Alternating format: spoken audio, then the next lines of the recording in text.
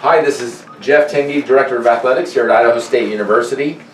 It is Monday, April the 10th, 2017, and this is my 9th podcast of 2017.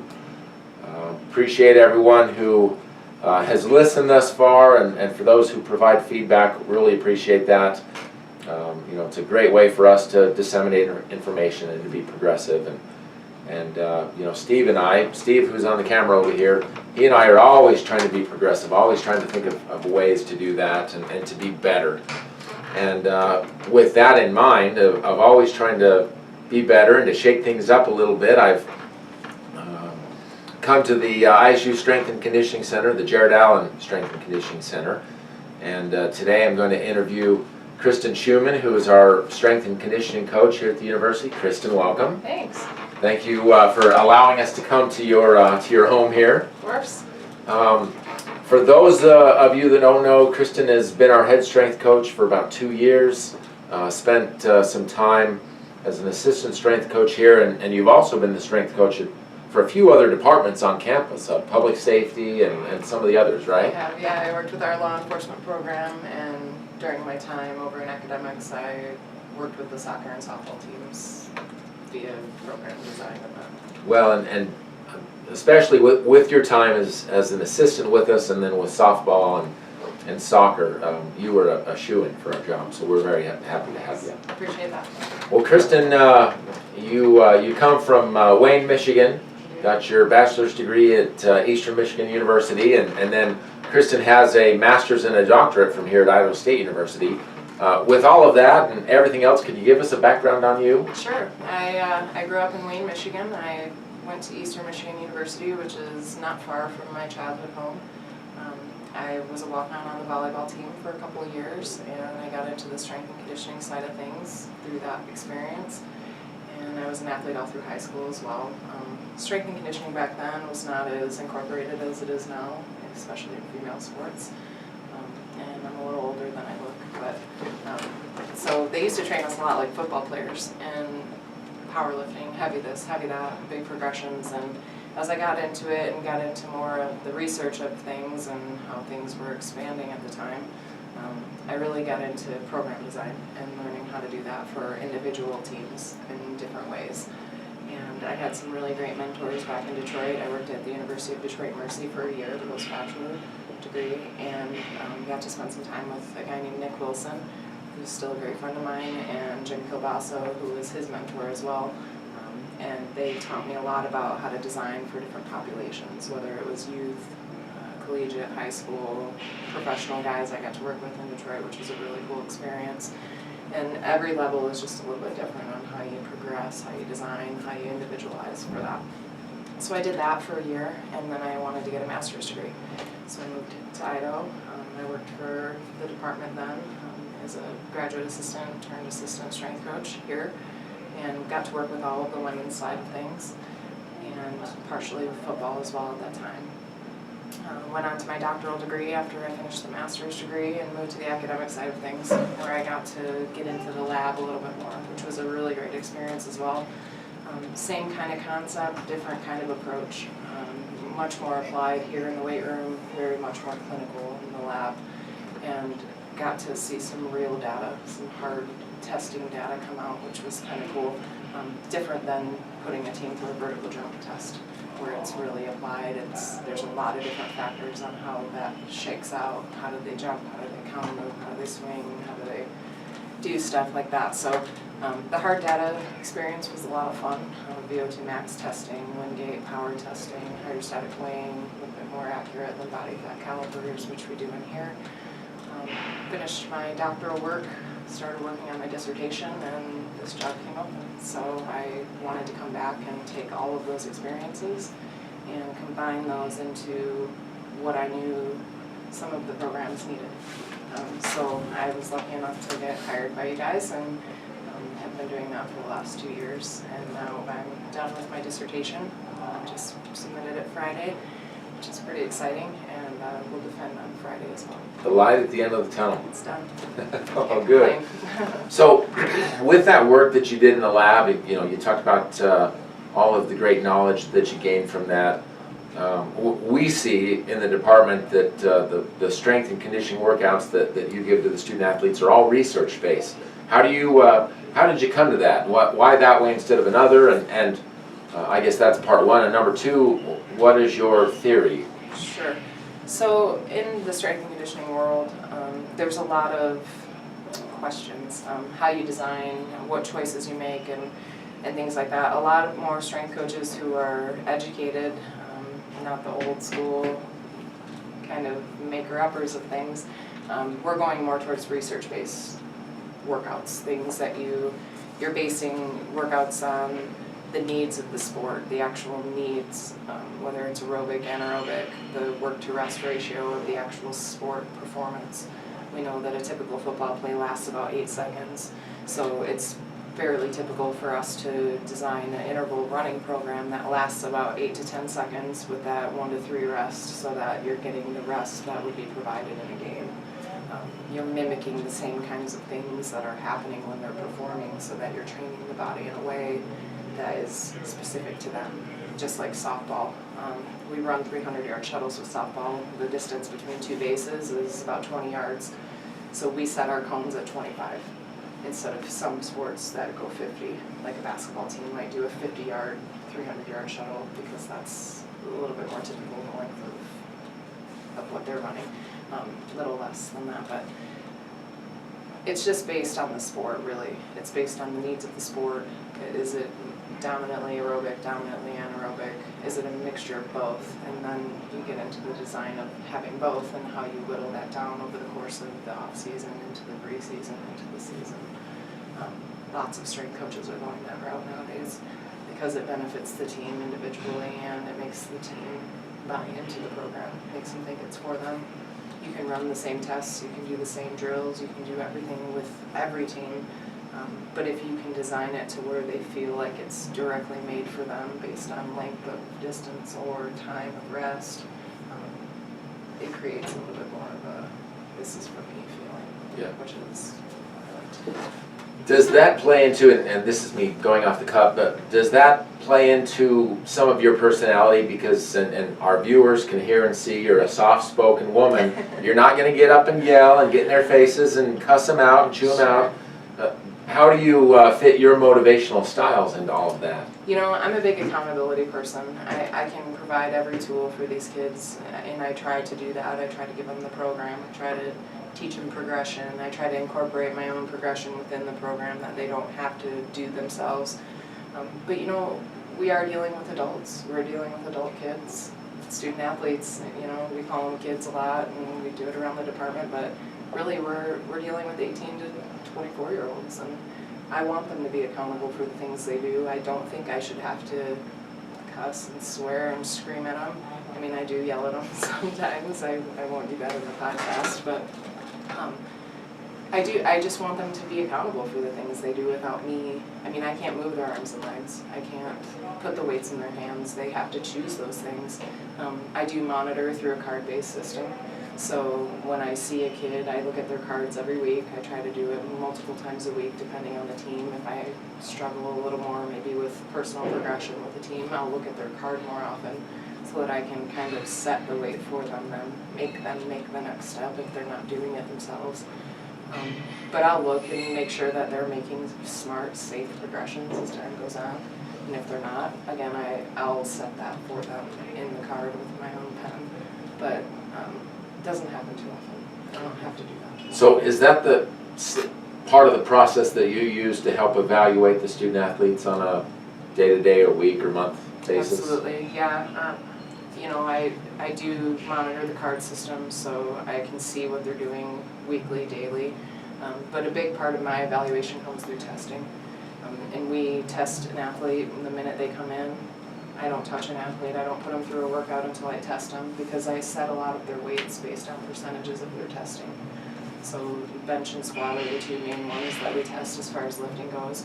And then when we start a program, I generally, again, depending on the team, but let's just call it 12s. I generally start at 12 somewhere in the hypertrophy world where we're trying to create room for the muscle that we're going to build.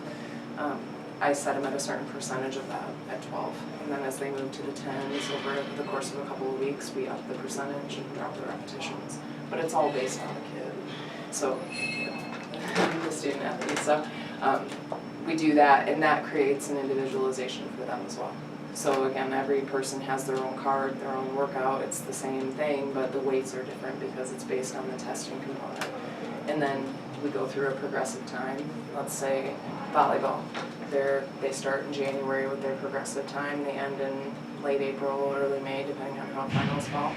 And I'll test them again at the end of that progressive time and see what we've done over the past 16 weeks. It's usually a semester that we get with each team, depending on which one it is, or what season they're in. But that's my biggest measure, is the testing periods. Then they go home for a little while.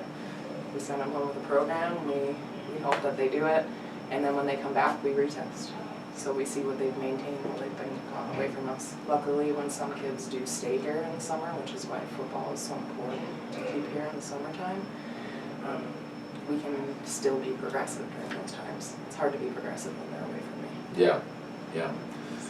Well, so we talked about that evaluation process, kind of looking within. How do you evaluate yourself in all of this? You know, it's really neat because even in those same testing times, I get to evaluate my program.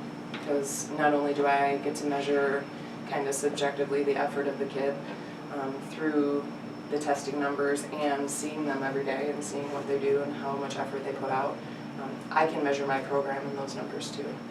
If I don't focus a lot of time or attention on lower body power, hip explosiveness, I can incorporate more of that. If I don't see big jumps or a lot of increases in the vertical jump, I can incorporate more of that. More jumping, more Olympic lifting, more plyometrics, more whatever. Same with squatting. If they have great technique, they give great effort, and the squat doesn't go up, maybe I'm not focusing on that enough, and I can adjust the program that way. So I actually get to do it through the same means as them, it's just looking at it through a different set of eyes. Oh, good. Well, going back to kind of your education and where you've been with the research data and making sure that the weight room is set up correctly. I've been told from a few of our professors in the sports science department that you've published a few critically reviewed articles and data.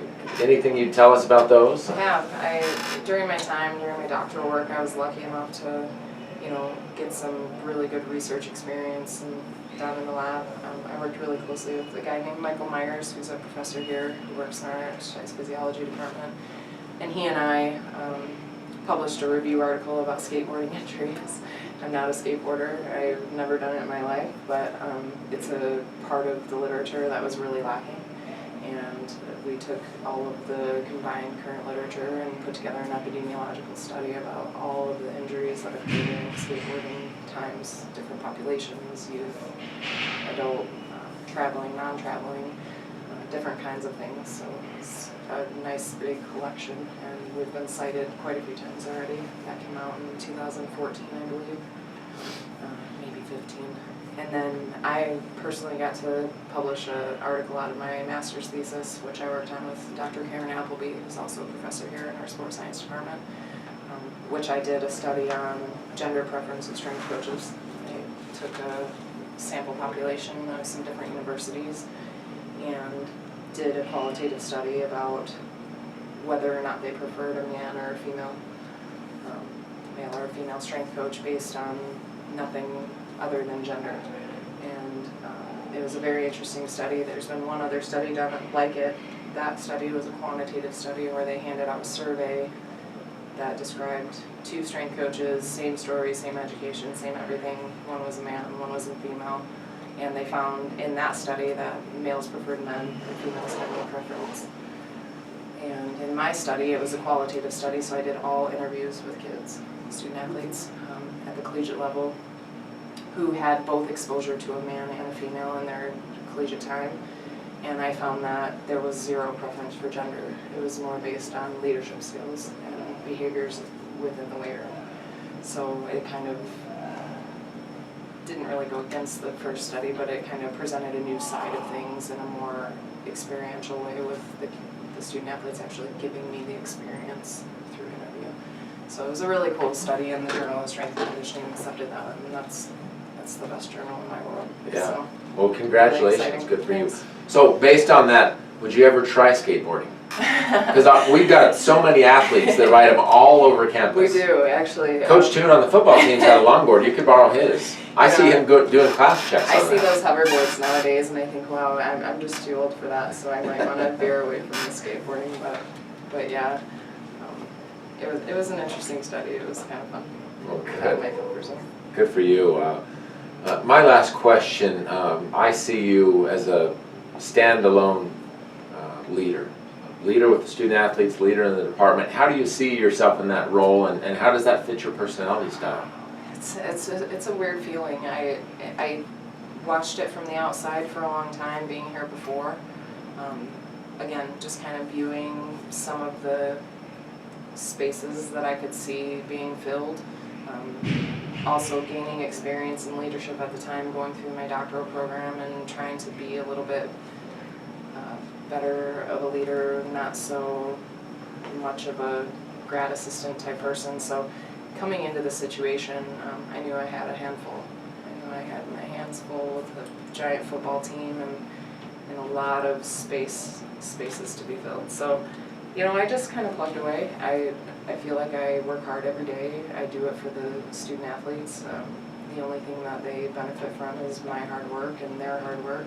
So if I give them all the tools and they continue to use them, I feel like we're a good team together. I feel like every team has a different dynamic, and I approach every team a little bit differently. Some the same as others, but some require a little bit more attention. Some don't require as much, and I think that I have a good balance that way. As far as personality goes, I think they look at me like maybe a big sister or a mom figure. So I think that they come to me for some things that way. But all in all, I mean, it's about them and what they can do for themselves. I can give them every tool. If they don't choose to utilize it in the right way, it doesn't benefit them. But if they truly find a way to make it apply to them, it'll speak volumes for them. Good. Well, Kristin, we appreciate you joining us today. The student athletes speak very highly of you, the coaches speak highly of you, and so we appreciate that. We appreciate your leadership and the guidance that you bring to our student athletes, and appreciate you sharing a little bit of your story with us today. Well, thanks. I appreciate it. It's been fun. So. Well, to all of our listeners, this is Kristin Shuman, our strength and conditioning coach here at Idaho State University, doing a great job with our student athletes in every sport. And the position is a difficult one because there are 15 sports, 300 athletes, and one head strength coach, and Kristin's doing a great job with that, managing that very well, so we appreciate it. For the rest of our listeners and viewers, just a reminder, women's tennis is home this weekend, Friday against the University of Idaho and Saturday against Eastern Washington. Weather pending, indoor, outdoor, we'll see. You never know in Idaho weather. The last couple days have been cold, so they may have to go indoors based on that. Men's tennis goes on the road to Montana and Montana State this week, and track goes on the road to Utah State and Mount Sac. And both of those are actually great locations. Utah State for the sprinters and throwers, and Mount Sac for the distance runners. They put out some great distances and times this year. Really pleased with the work that Coach Hillary Merkley and Nate Hool are doing. So keep an eye on those. Again, thank you for joining us today. Kristin, thank you for joining us. Thanks for having me. It's been great. Absolutely. Have a great day, and go Bengals.